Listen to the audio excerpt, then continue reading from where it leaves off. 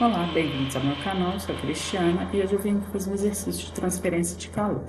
É o exercício 2.39 do Microopera, oitava edição. Eu acho esse exercício bem interessante porque ele lida com a equação da difusão de calor em coordenadas cilíndricas, sendo a condução bidimensional, e ele faz uns balanços de energia que são um pouco diferentes do usual. Bom, então o enunciado é o seguinte: condução bidimensional em regime estacionário ocorre em um sólido cilíndrico oco de condutividade térmica 22 watts por metro Kelvin. Ele me dá o raio externo, que é 1,5 metros, e o comprimento total, aí ele chama de 2ZE, no qual a origem se encontra no meio da linha central. Então, o comprimento total é 8 metros, e o Z na superfície superior é ZE, ou seja, 4, e na superfície inferior, menos ZE, ou seja, menos 4. Bom, ele fala que a superfície interna do cilindro é isolada termicamente e me dá uma expressão para a distribuição de temperaturas no cilindro. A gente percebe que ela varia tanto com o raio como com o comprimento do cilindro, com a posição axial. Ele me dá as constantes, A, B, C e D. E ele me pede 5 coisas. Primeiro, o raio interno do cilindro, que ele chama de RI, uma expressão para a taxa volumétrica de geração de calor, pede para determinar o fluxo térmico tanto na superfície externa, ou seja, lateral, em R igual a RE, e nas faces superior e inferior. Então, o ZE e menos ZE. E ele pede também as taxas de transferência de calor e pergunta se elas são para dentro ou para fora. E no final, ele pede para avaliar se os resultados são consistentes, fazendo esse balanço de energia global. Bom, então vamos começar. Essa é a distribuição de temperaturas e essas são as constantes. Para a gente determinar, a primeira coisa que ele me pede é o raio interno do cilindro, que a gente tem que pensar a superfície interna está isolada termicamente. O que isso significa? Que não há gradiente de temperatura na direção radial nesse ponto, em R igual a R1. Então, o que a gente tem que fazer? Eu tenho a minha equação aqui da distribuição de temperaturas, eu vou derivar isso daí, igualar a zero em R igual a R1. E aí eu consigo achar o raio. Então, olha só. Se essa é a minha expressão, a derivada da temperatura em relação a R vai me dar, ó, derivada de A, que é uma constante, é zero. Derivada de BR2 vai ser 2BR. Derivada de CLN de R vai ser C sobre R. E de DZ2 vai ser zero. Por quê? Porque o gradiente é em relação a R, não em relação a Z. Bom, então dT/dr é isso daqui. Quando eu quero no raio interno, ou seja, R igual a R1, isso é zero. Então, ó, 2B R1 mais C sobre R1 é igual a zero. Eu tenho as minhas constantes. Então, a constante B é 150, aqui eu tenho R1. A constante C é menos 12. Então, resolvendo essa equação, eu acho que o meu raio interno é 0,2 metros. Então, o raio externo, 1,5 metros, o raio interno, 0,2 metros.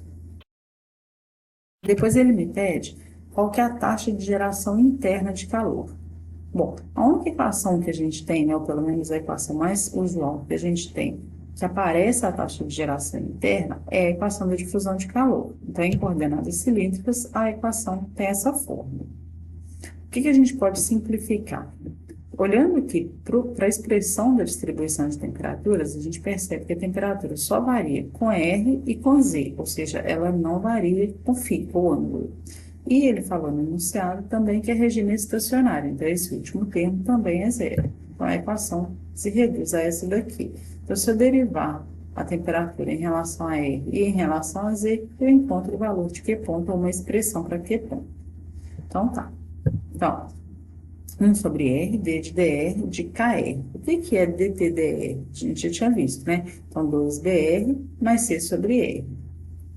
Mais D de DZ, de K, DT/dz. O que é DT/dz? Simplesmente 2D vezes Z.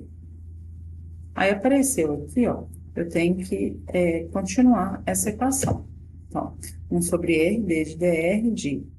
Quando eu multiplico isso por isso, eu tenho 2BKR2. E quando eu multiplico KR por C sobre R vai me dar KC. Aqui eu mantive, ainda não fiz a aplicação da derivada, não. Eu só repeti a equação também. Se eu derivar isso daqui em relação a R, o que eu tenho? 4BKR. O KC é constante, então a derivada disso em relação a R é zero. Aqui eu já fiz agora a derivada. 2DZ vai ser 2D, com K, 2KD. Mais que ponto é igual a zero. Aqui eu ainda tenho que dividir por R. Então, ficou 4BK mais 2KD mais que ponto é zero. Ó, B é 150. A condutividade térmica é 22. 2 vezes a condutividade térmica, que é 22, e D, que é menos 300. Se a gente olha aqui, ó, 4 vezes 150 é 600. Então, eu tenho 600 vezes 22. Aqui eu tenho 2 vezes menos 300, ou seja, menos 600 vezes 22. Então, o resultado que a gente tem é que a taxa de geração interna de calor é zero. Então, não tem geração interna de calor nesse problema. Na letra C, ele me pede qual que é o fluxo térmico na superfície externa. Então, ele quer fluxo, taxa e quer saber se essa transferência de calor é para dentro ou para fora. Se é na superfície externa, eu tenho que avaliar a taxa de fluxo de calor na direção radial. Porque se eu tenho o cilindro aqui, eu estou perdendo calor pela superfície externa aqui, ó. Então, é na direção radial, do centro para a parede. Então, meu fluxo vai ser menos K dTdr. O dTdr, a gente já derivou duas vezes, dá essa expressão aqui. Como ele quer saber no raio externo, tem que substituir R por RE. Então, vai ficar menos K, 2B, RE, mais C sobre RE. Substituindo os valores, K é 22, 2 é 2, B 150 e raio externo 1,5. C é menos 12, 1,5, eu acho menos 9.724 watts por metro quadrado. A minha taxa de calor, ela vai ser o quê? O fluxo vezes a área. E que área que é essa? É a área lateral. Ou seja, a 2πr, como é a externa, RE.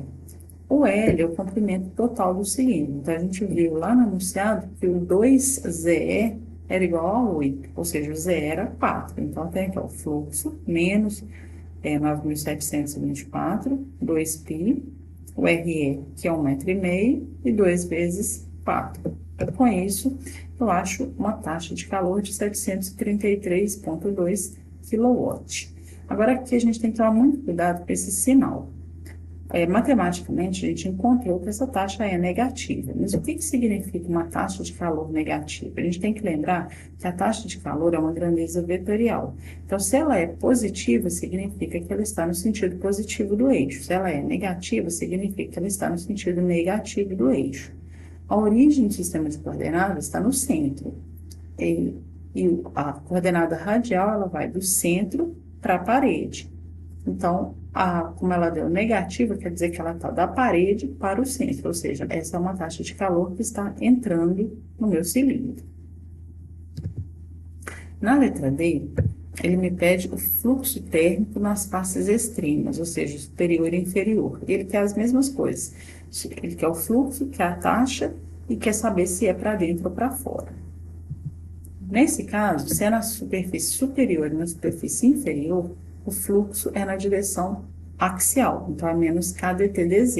Se eu pego a minha expressão aqui, o dz ao quadrado, a derivada vai ser 2dz. Bom, aí a gente tem que avaliar a superfície inferior e a superfície superior separadamente. A superfície inferior equivale ao z igual a menos ze. Então, meu fluxo vai ser, ó, menos K, ou seja, menos 22, vezes 2, o D é menos 300 e o ZE é negativo, menos 4. Então, eu achei um fluxo negativo de 52.800 watts por metro quadrado. A mesma coisa, o fluxo e a taxa, né, são grandezas vetoriais. Então, se ele deu negativo, quer dizer que ele está no sentido contrário ao do eixo. O eixo Z aponta para cima. Então, como meu fluxo deu negativo, quer dizer que ele está para baixo. Como ele está na superfície inferior para baixo, quer dizer que ele está deixando o cilindro, ou seja, um fluxo de calor para fora. Superfície superior, eu só vou mudar de menos EE para mais EE. Então, o que vai acontecer? O fluxo vai ficar a mesma expressão, porém, aqui era menos 4, aqui vai ficar mais 4. Então, o valor vai ser o mesmo, só que positivo. Em módulo é o mesmo, só que aqui é positivo. Então, significa que ele aponta para cima. Então, na superfície superior para cima, significa que está para fora também. Esses são os fluxos, então, para calcular a taxa, é o fluxo vezes a área. E aqui tem que tomar cuidado também, porque ele fala que meu cilindro é oco. Então, eu só tenho uma casca, tá? Então, a área de troca de calor, né, a área do fluxo, vai ser a área do cilindro externo, né, menos a área do cilindro interno. Então, só da casquinha na parte de cima. Então, π RE ao quadrado menos RE ao quadrado. Então, o valor, né, 52.800, π, o raio que a gente calculou, que ele foi dado com 1,5 e o que a gente calculou 0,2. Então, fazendo os cálculos, a gente encontra essa taxa aqui, para cada uma delas. Então, eu tenho 366,6 kW para fora em cima, 366,6 kW para fora, para baixo. E no fim, a última coisa que ele me pede é para fazer um balanço de energia para ver se está consistente. Então, o que é um balanço de energia? Energia que entra, menos energia que sai, mais energia gerada, igual a energia acumulada. Como a gente viu que o Q ponto era zero e ele está em regime estacionário, a energia que entra tem que ser igual à energia que sai. Então, o que está entrando no cilindro? É a taxa de calor, né, na direção radial. E o que está saindo? As taxas de calor na superfície superior e na superfície inferior. Então, ó, a energia que entra era 733,2 e a que sai 366 menos 366. A soma desses dois dá exatamente esse valor. Então, isso dá zero, que significa que está consistente com o nosso balanço de energia. Então, o balanço de energia está sendo obedecido. Bom, foi isso que o exercício pediu. É um exercício, como eu disse, um pouco diferente do tradicional, então eu espero que vocês tenham entendido e tenham gostado. Obrigada.